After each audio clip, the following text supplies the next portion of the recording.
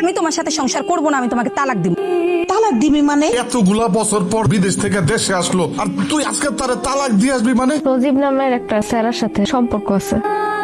আমার সিদ্ধান্ত ফাইনাল। তুমি যে তালাক কেন দিচ্ছ সেটা আমি ভালো করে জানি। সজীবের জন্য আমাকে তালাক দিচ্ছ, তাই না? হ্যাঁ, সজীবকে আমি অনেক ভালোবাসি। বিয়ের আগ থেকে সজীবকে আমি পছন্দ করতাম। আমার বাবা অনেক জোর করে তোমার কাছে বিয়ে দিচ্ছে। তারপর আমি ভাবছি ঠিক আছে, যেহেতু আমার অপছন্দের মানুষের কাছে আমাকে বিয়ে দিচ্ছে, আমি সংসারটা তোমার সাথে করব। কিন্তু তুমি কি করলা? 1 মাসের মাথায় আমার রাইখা বিদেশ চলে গেছে। কতটুকু সময় তুমি আমাকে দিছো বলো তো? তোমাকে যখনই ফোন দিতাম তুমি ব্যস্ত। ওই সময় আমি কি করছি? আমি কাজ করতেছিলাম, ওই প্রবাসে মাথার ঘাম পায়ে ফেলতেছিলাম, রক্ত পানি করে টাকা কামাই করতেছিলাম। কার জন্য? তোমার জন্য, আমার মায়ের জন্য, আমার বোনের জন্য, তোমরা যাতে সুখে থাকো এই জন্য করতেছিলাম।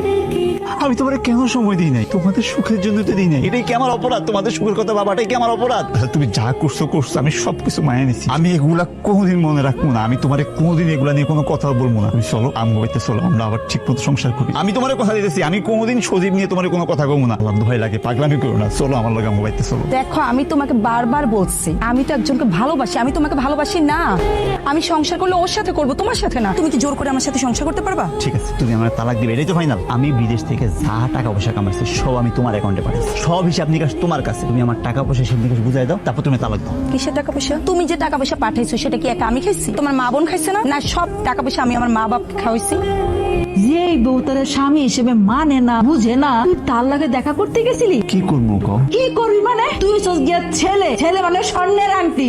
স্বর্ণের আংটি বাঁকা হইলো স্বর্ণই থাকে। দরকার হলে তারা ভালো গড় দেখা, সুন্দরী মেয়ে দেখা আমি আবার বিয়া করাবো। জামাই বাবাজি এই জায়গায় বয়ে রয়েছে, আয়ো বাড়িতে আয়ো। না বা আপনার মাইয়ার ওই ভয়ঙ্কর চেহারা দেখতে পারবো না। তোমার যে কি কম, এই আমার ঘরে এরকম একটা কুলাঙ্গার জন্ম নিছে আমি আমি আমি নিজেও ভাবতে পারি না বাবা। আপনার লোকে তোমার প্রায় সময় ফোনে কথা হইতো, আর আপনার মাইয়া তো ম্যাক্সিমাম টাইমে আপনার বাড়িতে থাকতো। আপনি কোনোভাবে টের পান নাই যে এই ঘটনা ঘটতেছে? শান্তার মা, শান্তার মা, এই কই তুমি বারো। তো সিলা সিলা ডাক্তার সুগেন। তোমার মাইয়া কি করছে জানো? তোমার মাইয়া যেই কাম করছে, কদিন পর আমি গ্রামের কোনো জায়গায় যেতে পারবো না, কোনো রাস্তায় যেতে পারবো না। মানছে আমার তুই মারবো মুখের মধ্যে। কি কও? কি করছে মাইয়া? আমার আর তোমার যা বুঝাইছে এতদিন সম্পূর্ণ ভুল বুঝাইছে। ও সবসময় কইতো না ওর শাশুড়ি আর ওর ননদ ওর জ্বালায়, সম্পূর্ণ মিথ্যা কথা। ওই যে একটা ছেলেরা পরিচয় করে দিল না সজীব, এটা হ্যাগো বাড়ির আত্মীয় আর আমাগো বাড়ির আত্মীয় বলে চালাইছে। ওই জায়গায় ওই ছেলেটার সাথে তাদের অবৈধ সম্পর্ক আছে। শান্তা, ও শান্তা, তোর লেগে তো আমার মান সম্মান সব নষ্ট হয়ে গেল। এই গ্রামের কোন জায়গায় আমি আজকে বাড়িতে পারবো না। মানুষ আমার দেখলে মুখে তুতু দিব। তুই যা করছস এটা বলার মতো না।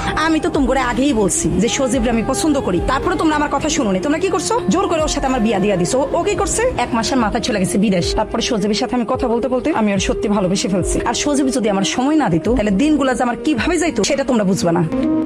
দেখছো তোমার মায়ের কয় কি? এত ভালো একটা ছেলের সাথে যদি তোমার মায়ের সংসার করতে না পারে, দুনিয়ার কোন জায়গায় যায় তোমার মায়ের সংসার করবো? ওই সজীব একটা ফাউল একটা পোলা। ও মাঝে মধ্যে চিন্তাই করে। এমন একটা পোলার কথা তোর কইতে তোর লজ্জা করলো না? আমি কারো কোনো কথা শুনবো না। আমার যদি সংসার করতে হয় তাহলে আমি সজীবের সাথে সংসার করবো। কত বড় সাহস! নির্লজ্জ মাইয়া, এই বাপের সামনে দাঁড়ায় এই সমস্ত কথা কইতে তোর লজ্জা করলো না? তোমার মায়েরা বুঝাও যদি সংসার করতে হয় ওই সাহিদের লোকে করবো। এছাড়া দুনিয়ার কারোর সাথে আমি সংসার করতে দেবো না। বুঝাও ভালো করে।